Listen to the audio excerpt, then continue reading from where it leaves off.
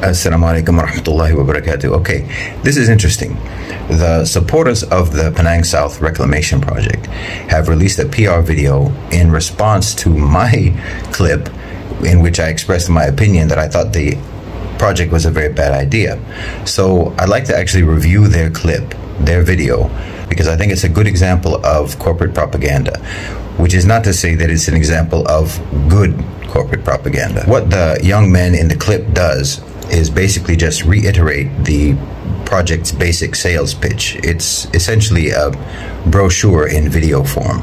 Recently, a mysterious video titled Outsider View on PSR that spread fake news about the project. Okay, so first, by calling my video mysterious, he creates an impression that I must be some sort of agent provocateur who's been hired to sow doubts about the PSR project, as if there isn't already massive, widespread criticism and opposition to this project by locals, by fishermen, by anyone with common sense.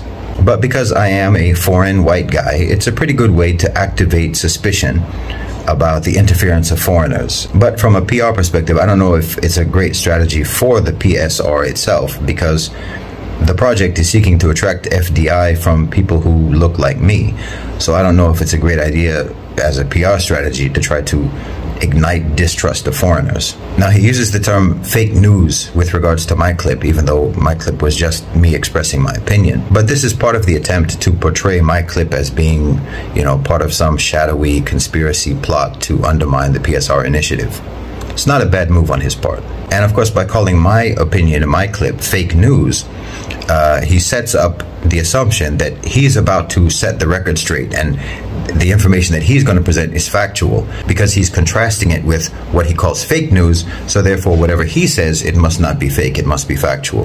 That's a pretty clever little PR move as well. It's particularly a useful tactic to employ when the information you are about to give is actually fake news.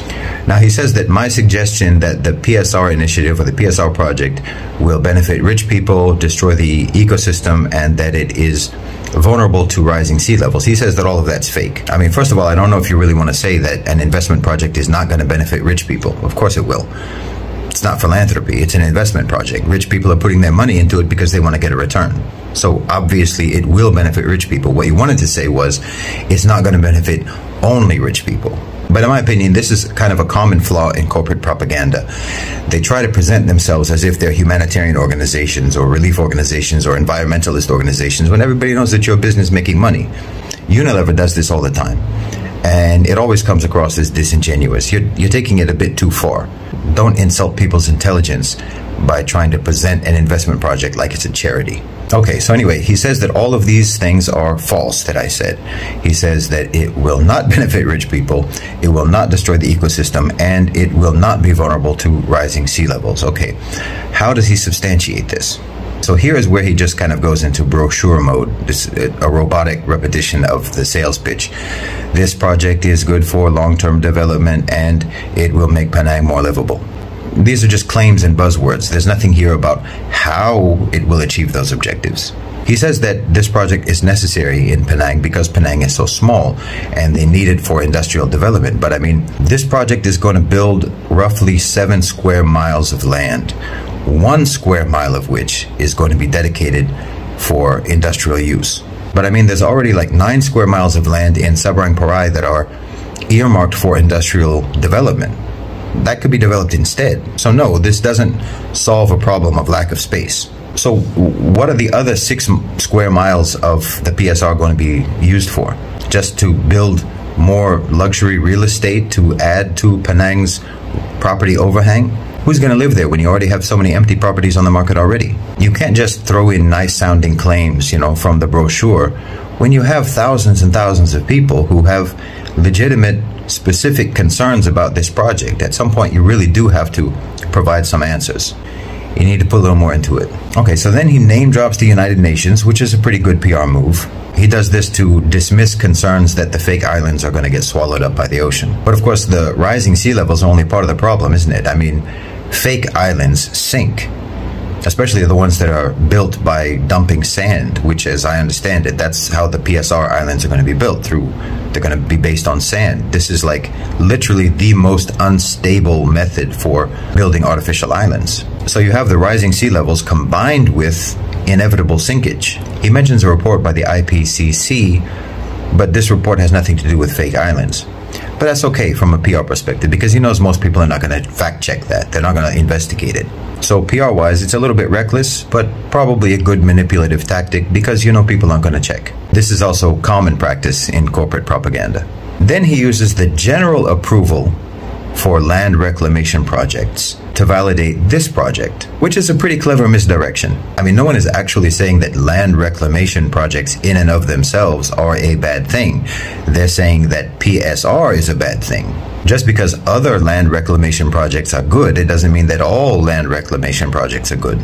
But I'll give him credit on this one. It's a pretty good PR tactic for avoiding the real issues. Now, in the next part of the video, he totally skips over comparisons to Dubai's land creation, island creation debacle, while pretending to address those comparisons.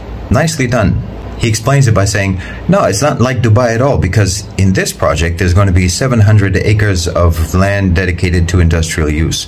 That has nothing to do with the comparisons to Dubai. That's like, this delusional fantasy mega project isn't like that delusional fantasy mega project, because this delusional fantasy mega project will have more office space.